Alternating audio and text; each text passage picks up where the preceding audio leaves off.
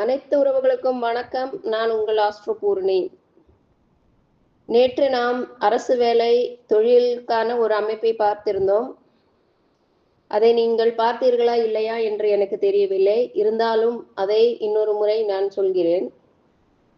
அதாவது உங்கள் ஜாதகத்தில் நீங்கள் எந்த லக்னமாக இருந்தாலும், எந்த ராசியாக இருந்தாலும், எந்த நட்சத்திரமாக இருந்தாலும் பிரச்சனை இல்லை. உங்கள் ராசி கட்டத்தை எடுத்துக்கொள்ளுங்கள். அதில் மேஷம், சிம்மம், துலாம் மற்றும் கும்பத்தில் சூரியன் இருந்தது என்றால் நீங்கள் பரம்பரை தொழில், அதாவது எங்கள் அப்பா தொழில் செஞ்சிட்டு இருந்தாங்க, எங்கள் அப்பாவோட தொழிலை நான் செய்கிறேன், அல்லது எங்கள் அம்மா வழியில் தொழில் செஞ்சிட்டு இருந்தாங்க, அதை நான் செய்து கொண்டிருக்கிறேன், அந்த தொழில் செய்வீர்கள். அல்லது அரசு வேலைக்கு செல்வீர்கள், அல்லது நீங்கள் தொழில் ஆரம்பிப்பீர்கள். வேறு எங்கேயாவது வேலைக்கு சென்றால் கூட அந்த வேலையில் பிரச்சனை உருவாகி கடைசியில் நீங்கள் தொழிலுக்கு வந்து விடுவீர்கள். இது முதல் அமைப்பு. இரண்டாவது அமைப்பு, சூரியன் வக்ரமாகாது, விளிம்பு மற்றும் பரிவர்த்தனை ஆயிருந்தது என்றால் நீங்களும் இதே முயற்சி செய்யலாம். ஆனால் சில இடையூறுகளை தாண்டி வர வேண்டியது இருக்கும். பரிவர்த்தனை, வக்ரம் மற்றும் விளிம்பு, இதை சார்ந்த விஷயத்தை நான் தெளிவான ஒரு வீடியோவில் சொல்லி இருக்கிறேன். பணத்தை சொதப்புவது யார்? அந்த வீடியோவை பார்த்து கொள்ளுங்கள், அந்த விஷயம் தெளிவாக இருக்கும். மூன்றாவது அமைப்பு, சூரியனுடன் இணைந்த கிரகம் வக்ரம், விளிம்பு, பரிவர்த்தனை அடைந்திருந்தது என்றால் அவர்களும் தொழில்தான் செய்வார்கள், அப்பாவின் தொழிலை தான் செய்வார்கள், அரசியலுக்கு செல்லும் அமைப்பும் உள்ளது. இந்த அமைப்புகளில் இருக்கும் நபர்கள் நீங்கள் அரசு வேலைக்கு செல்லலாம், தொழில் செய்யலாம், பரம்பரை தொழிலை தொடர்ந்து செய்யலாம். இந்த அமைப்பு உங்களுக்கோ உங்கள் குழந்தைகளுக்கோ ஜாதகத்தில் உள்ளதா என்று பாருங்கள். ராசி கட்டத்தை மட்டும் பார்த்தால் போதுமானது. அந்த ராசி கட்டத்தில் உள்ளதா என்ற விஷயத்தை பாருங்கள். அதில் உள்ளது என்றால் அந்த வழியில் நீங்கள் கொண்டு செல்லலாம். அடுத்த அமைப்பு, சூரியன் 1, 5, 9 என்ற திரிகோணத்தில் இணைந்திருந்தது என்றாலும் நீங்கள் அரசு வேலை, தொழில் மற்றும் அரசியலுக்கு செல்லலாம். அதிக நபர்கள் இந்த வீடியோவை பார்த்து பார்க்கிறீர்கள், ஆனால் சப்ஸ்கிரைப் செய்வதில்லை.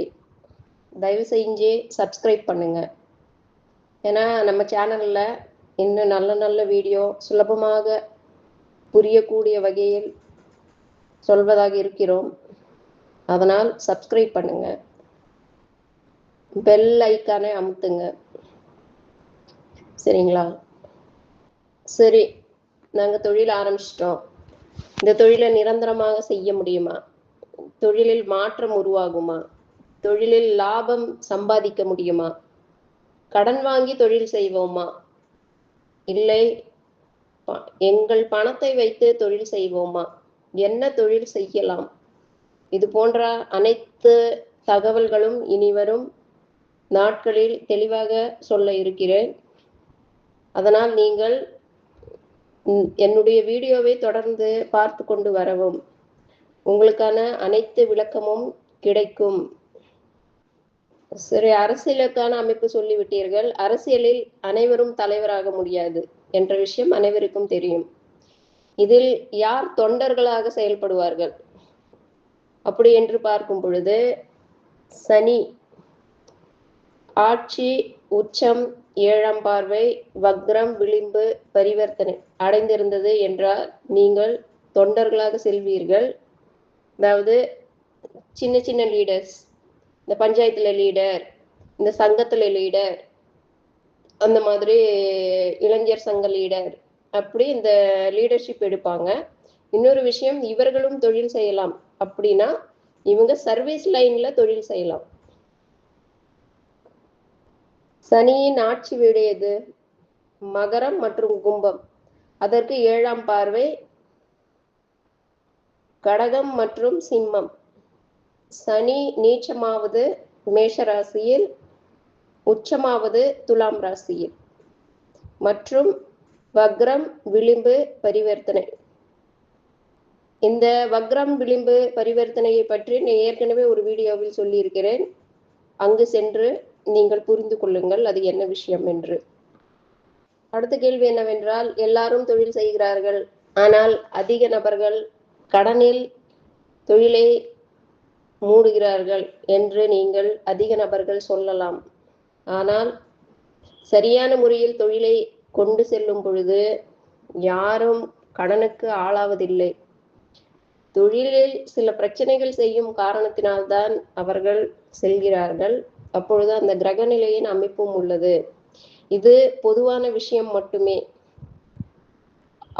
அவரவருக்கு இருக்கும் பிரச்சனையை தனிப்பட்ட ஜாதகத்தை பார்த்துதான் கண்டுபிடிக்க முடியும். பொதுவாக உங்க ஜாதகத்தில் இந்த அமைப்பு இருந்தது என்றால் நீங்கள் தொழில் செய்யலாம், அரசு வேலைக்கு செல்லலாம், தொண்டுகள் செய்யலாம், அரசியலில் செல்லலாம், அப்பாவின் தொழிலை செய்யலாம். இந்த விஷயத்தில் உங்களுக்கு சந்தேகம் இருந்தது என்றால் கமெண்டில் தெரியப்படுத்தவும், அதற்கான விளக்கமும் அளிக்கப்படும். இந்த பதிவை கேட்கும் அனைத்து நல்லுள்ளங்களுக்கும் நன்றி கூறி விடைபெறுகிறேன். வாழ்க வளமுடன் மற்றும் நலமுடன். இன்னொரு நல்ல பதிவில் சந்திப்போம்.